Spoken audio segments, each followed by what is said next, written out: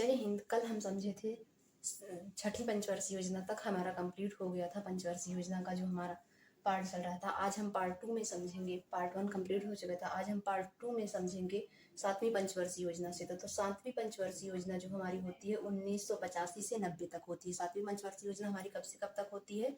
1985 से 90 तक 1985 से 90 तक होती है।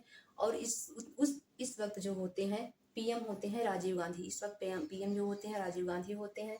और इसका उद्देश्य होता है उत्पादकता को बढ़ावा देना, समता को बढ़ावा देना, उत्पादकता को बढ़ावा देना और रोजगार जुटाना। समता और न्याय की सामाजिक समता और न्याय में जो सामाजिक तकनीकी को है उसको बढ़ावा देने के लिए इस योजना का उद्देश्य होता है। और इसी योजना में 7वीं पंचवर्षीय योजना में ही जवाहर रोजगार योजना 1989 जवाहर रोजगार योजना 1989 का गठन होता है। इसी पंचवर्षीय योजना में जवाहर रोजगार योजना 1989 में यह योजना आती है। उसके बाद इसकी लक्षित वृद्धि दर 5% थी, जबकि वास्तविक वृद्धि दर कितनी हुई थी? 6.01% हमें प्राप्त हुई थी। कितनी प्राप्त हुई थी?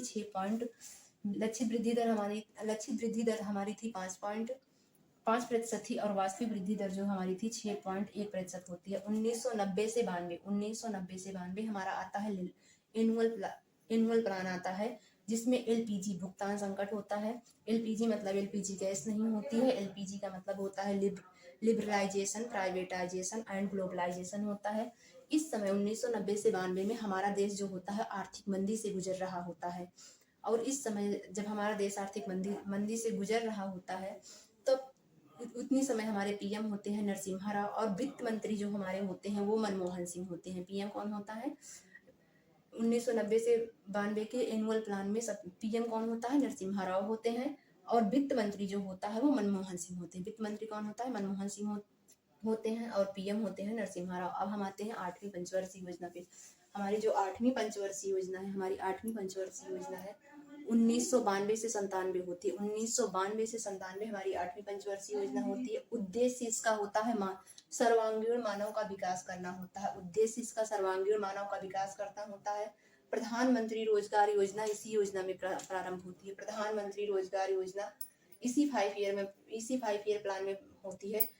और 1 जनवरी 1995 में भारत जो होता है वो भारत विश्व व्यापार संगठन WTO वर्ल्ड ट्रेड ऑर्गेनाइजेशन का सदस्य बनता है 8वीं पंचवर्षीय योजना में। और इसकी लक्षित वृद्धि दर हमने तय की थी 5.6% और वास्तविक वृद्धि दर हमें प्राप्त हुई थी 6.8% प्राप्त हुई थी।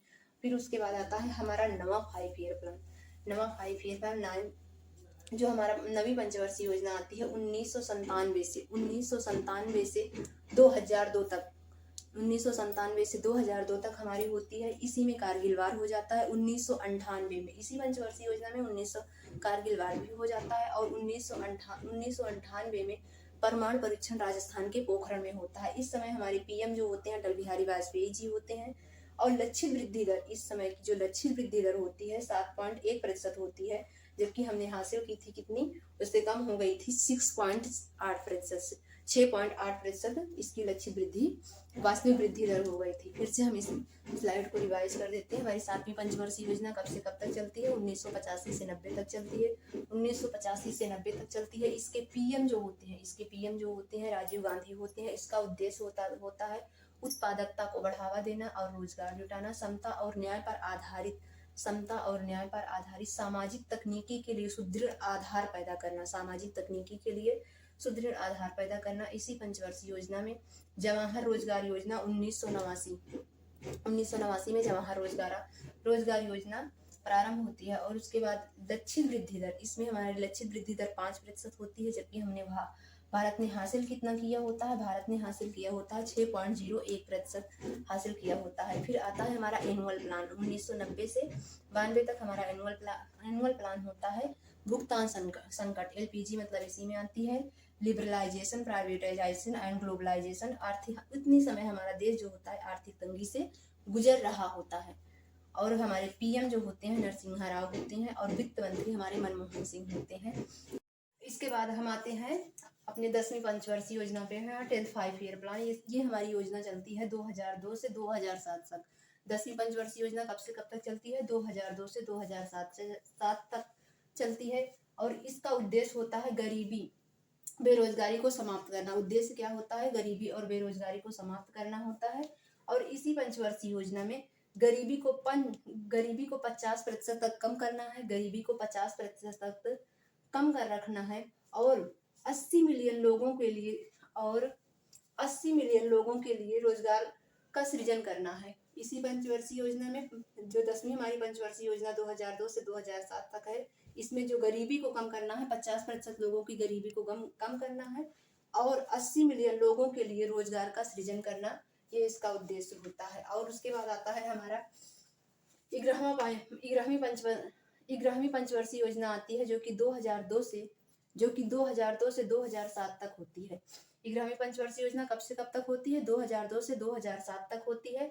इसका उद्देश्य होता है तीव्र एवं समावेशी विकास। तीव्र एवं तेजी से विकास और समावेशी मतलब सबके लिए समान विकास। ये नहीं किसी एक वर्ग के लिए, उच्च वर्ग के लिए ज्यादा विकास और नीचे वर्ग के लिए, अनुसूचित जनजाति जो आदिवासी लोग हैं सभी के लिए एक समान विकास जो होता है, जो विशिष्ट बालक होते हैं सभी के लिए समान अधिकार के लिए इसी 11वीं पंचवर्षीय योजना में ही शिक्षा पर जोर दिया जाता है। हमारा एक एक्ट आता है जो होता है 2009 में आता है। शिक्षा का अधिकार हमारा एक्ट आता है जो 2010 में लागू होता है। एक्ट हमारा RTI एक्ट कब आता है?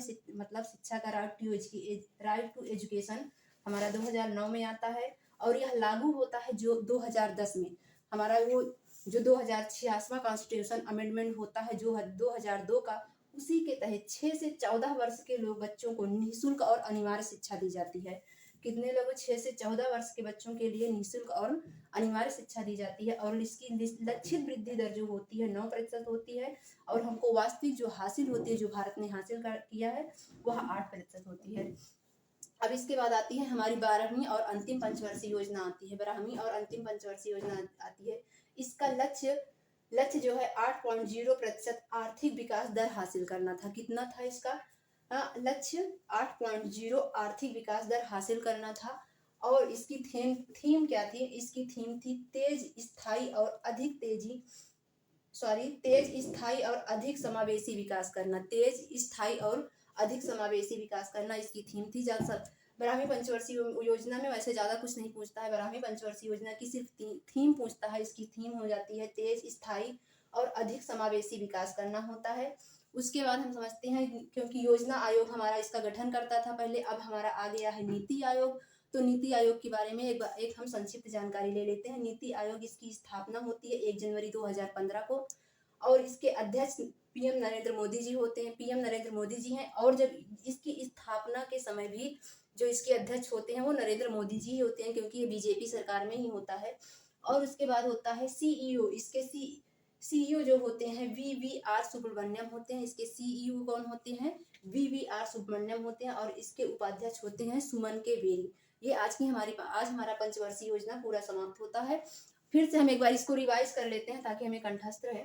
10वीं पंचवर्षीय योजना हमारी 2002 से 2007 तक होती है। इसका उद्देश्य जो होता है गरीबी बेरोजगारी को समाप्त करना इसका उद्देश्य होता है। गरीबी जो होती है, गरीबी को हम 50% कम करने का उद्देश्य रखते हैं और 80 मिलियन लोगों के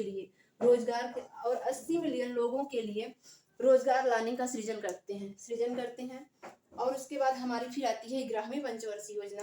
11वीं पंचवर्षीय योजना में तीव्र एवं समावेशी विकास होता है। 11वीं पंचवर्षीय योजना में तीव्र एवं समावेशी विकास होता है और शिक्षा पे इसी में जोर दिया जाता है। 2009 में राइट टू एजुकेशन मतलब शिक्षा का अधिकार एक्ट आता है जो कि 2010 में लागू होता है। और उसके बाद 6 से 14 वर्ष के बच्चों के लिए 86वां हमारा जो संविधान संशोधन था उसके तहत 6 से 14 वर्ष के बच्चों के लिए अनिवार्य और निःशुल्क शिक्षा का अभियोजन इसी में किया जाता है। इसकी लक्षित वृद्धि दर जो थी 9% थी और हमको जो भारत ने हासिल किया होता है वो 8% होता है। उसके बाद आती है 12वीं पंचवर्षीय योजना। इसका लक्ष्य था 8.0 आर्थिक विकास दर हासिल करना होता है और इसकी थीम जो होती है तेज स्थायी और आर्थिक समावेशी विकास करना होता है। योजना आयोग की जगह पे रिप्लेस करके नीति आयोग आया था, इसलिए हम नीति आयोग की स्थापना 1 जनवरी 2015 को होती है। इसके अध्यक्ष जो होते हैं PM नरेंद्र मोदी जी होते हैं और इसके CEO जो होते हैं VVR सुब्रमण्यम होते हैं और इसके उपाध्यक्ष जो होते हैं सुमन बेरी होते हैं। आज की हमारी पंचवर्षीय योजना समाप्त।